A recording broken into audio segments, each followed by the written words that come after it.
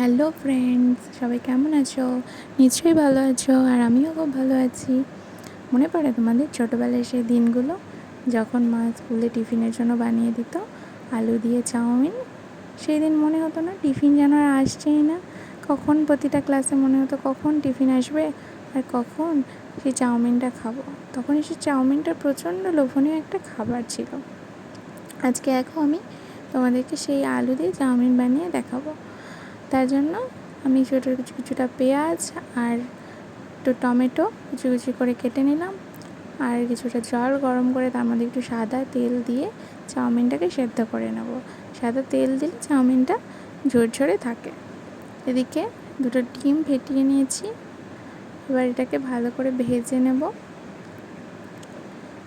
ডিমটা ভেজে কুচি কুচি করে নেব আমি কড়াইতের মধ্যে। এবার এটাকে নামিয়ে নিচ্ছি। এবার এই কড়াইতেই দিয়ে দেব আবার একটু তেল, তার মধ্যে কুচি করে রাখা পেঁয়াজ আর দেব আলু আর কাঁচা লঙ্কা কুচি, এরপর কিছুটা নুন আর একটু হলুদ দিয়ে দেব।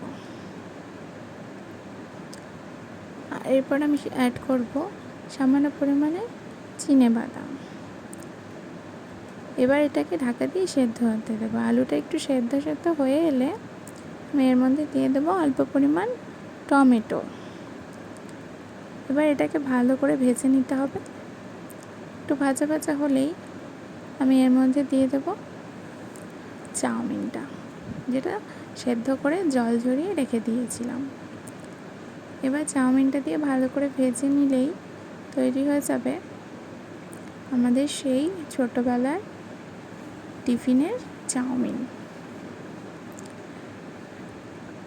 তোমরা যদি রেসিপিটা একবার ট্রাই করে দেখবে, যদি ভালো লাগে একটা লাইক, কমেন্ট আর শেয়ার করে দিও। আর আমার চ্যানেলটাকে অবশ্যই একটু সাবস্ক্রাইব করে সাপোর্ট করো। এরপর আমি লাস্টে ডিমটাও মিশিয়ে দিতে হবে, যেটা আমি বলতে ভুলে গেছিলাম, তার জন্য সরি। এবার দেখো আমি এটাকে সার্ভ করে দেব। দেখো খেয়ে কি রিভিউটা দিল।